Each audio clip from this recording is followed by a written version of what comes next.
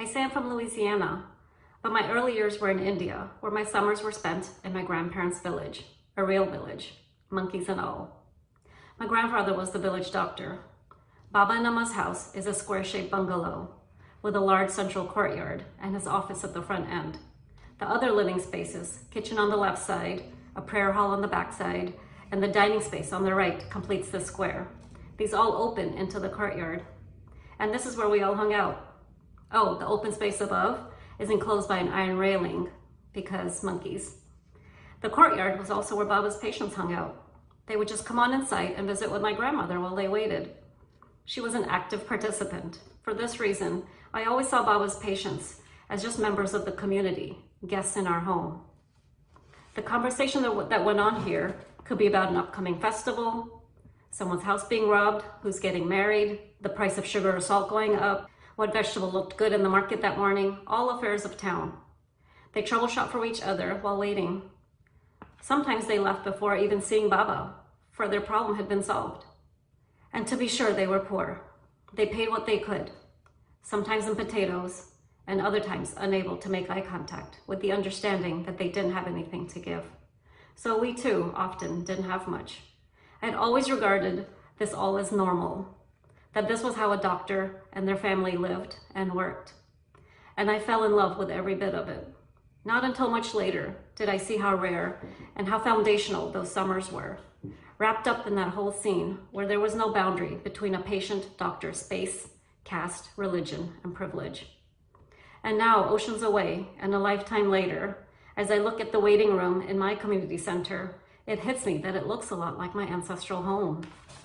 Here in the shadow of my late grandfather, and at a time when I worry so much is fundamentally wrong with the world, I find solace and purpose in advocating for my little patients and their families. Diagnosing their medical condition is often the easy part, but a pediatrician's world is prevention. And honestly, I'm often left feeling ashamed for what I ask my families to do.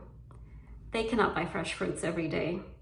I know they don't feel safe in the neighborhoods I tell them to take a walk in daily. I know parents work 2 to 3 jobs and can't read to their children daily. I know why their asthma flares up, why their BMI is not coming down, why they don't ask for help, and why traditional mental health care models don't work. I see their fear of law enforcement, and at day's end, I see why they can't sleep, why they feel despair. I am too often at a loss in my work, but losing hope is not an option either. When I got my Vote ER badge last year, I felt exhilarated by helping a teen register to vote, knowing this can impact their life, their family, and even their community far better than anything we clinicians can do within the walls of our clinic.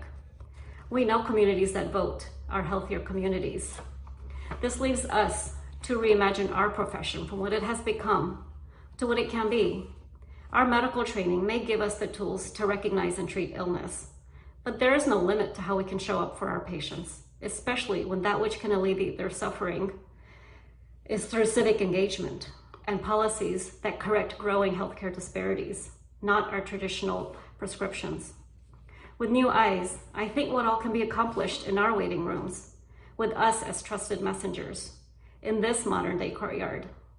The empowerment that happens here, whether it's the COVID vaccine, an advanced care directive flyer, a smoking cessation or nutrition class, or voter registration information.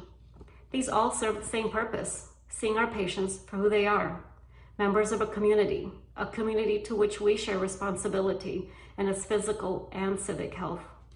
August is Civic Health Month.